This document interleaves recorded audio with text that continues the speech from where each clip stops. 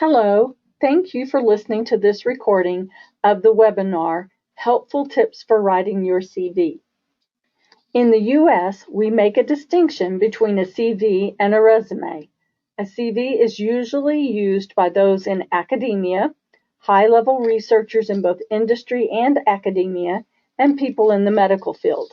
The differences between a CV and a resume have to do with length. A resume is 1 to 2 pages long, and a CV is as long as necessary. All CVs will not look the same. The information you put on your CV or resume is what leads to an interview. No one will choose to hire you based solely on reading your CV, but they will choose to interview you based on the contents of your CV, so target the information to your goals. You may need to rearrange sections of the CV depending on your goal. The resume and CV are legal documents which employers use to make hiring decisions. So if you provide incorrect titles, dates, or information, you could be subject to consequences, even many years down the road.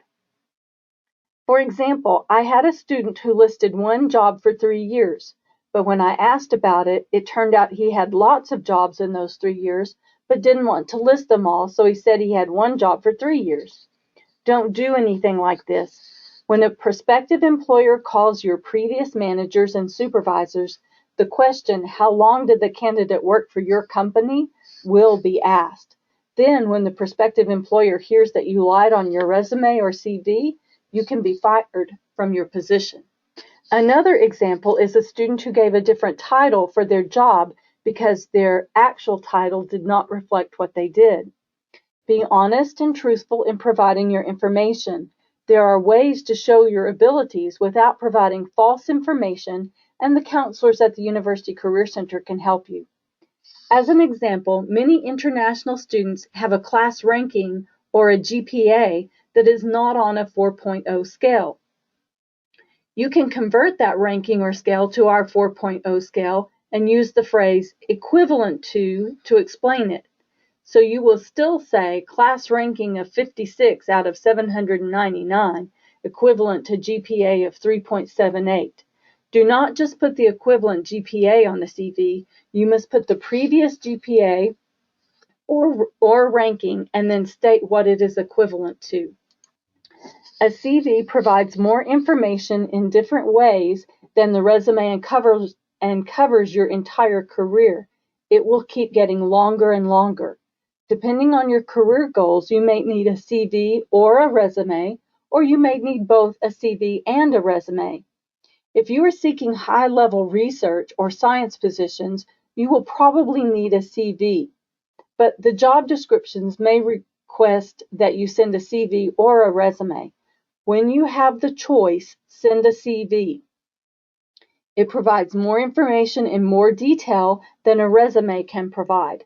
Resumes for master's level candidates can be 1 to 2 pages long, but a CV can be as long as necessary to provide all the information that you wish. And if you are seeking positions in academia, then you may need 2 versions of the CV. In one version, you will emphasize teaching experience, interests, and abilities, listing those sections before research for those colleges and universities that focus on teaching. For those academic positions that focus on research, you will list your research experience before the teaching experience, again, focusing on what is most relevant to the position based on the job description. There are many differences between the CV and resume format, beyond the length of the documents that has already been discussed. Just as a resume generally starts with the education section, so will the CV.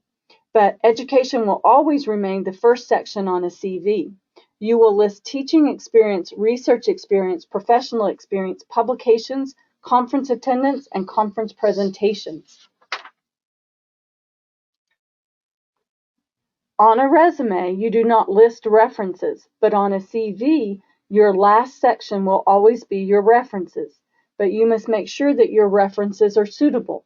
Don't leave a reference on the list for years without checking to make sure that person is still willing to be a reference and that you have the correct contact information. People change jobs, retire, and get new email addresses and phone numbers. As you're sending out the CV, and you will utilize the CV in various ways, not just for the job search, you must keep all information up to date. As with the resume, your ideal margins are 1 inch all around. I do not recommend using less than 1 inch because with the CV, you're not trying to get as much information as possible on 1 or 2 pages. You can have many pages. Use 11 or 12-point font size for the body. Section headings can be larger, and use white space between sections and between separate pieces of information within a single section. Do not provide personal information such as birth date or age, marital status, race, or ethnicity on the CV. Also, do not put a photograph of yourself on the resume or CV for jobs within the U.S. Citizenship is another piece of personal information that is usually not included on a resume or CV. However, if you feel it is important, you can include citizenship or another phrase that indicates you can legally work in the U.S. I recommend looking at the CVs of professors in your field who have been hired within the past 5 years.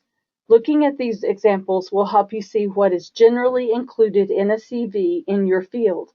For Texas Tech professors, you can go to the home page of the TTU website. Find the link to Public Access to Course Information. All professors are supposed to have their CV on this page. Focus on professors who've been hired within the last 5 years. Those professors who were hired decades ago may not be keeping up with the most recent formats and information currently included in the CV.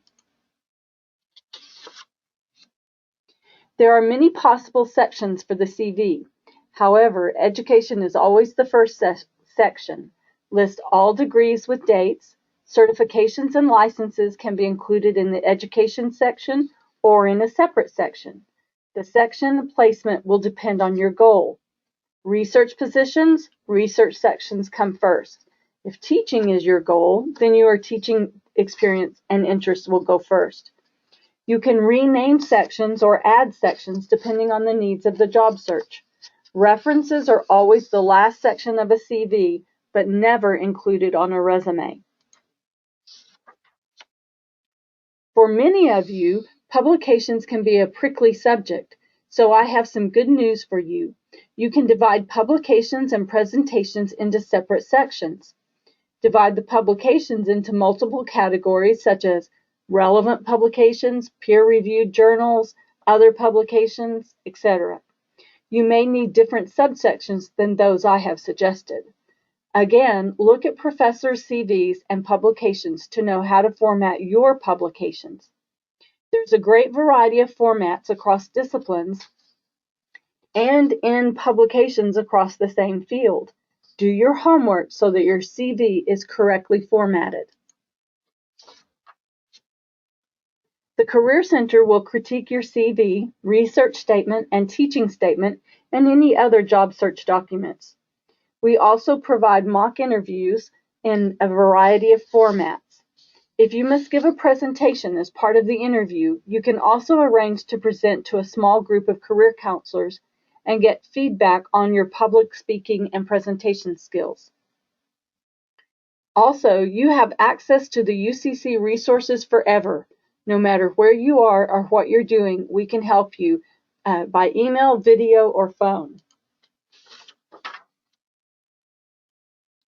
Currently, we are abiding by recommendations and urging students to make phone or video appointments and utilize email to interact with Career Center staff. You can call 806-742-2210 to make an appointment. We also would like you to utilize our website, which has a great deal of information, www.careercenter.ttu.edu. Thank you for attending this webinar.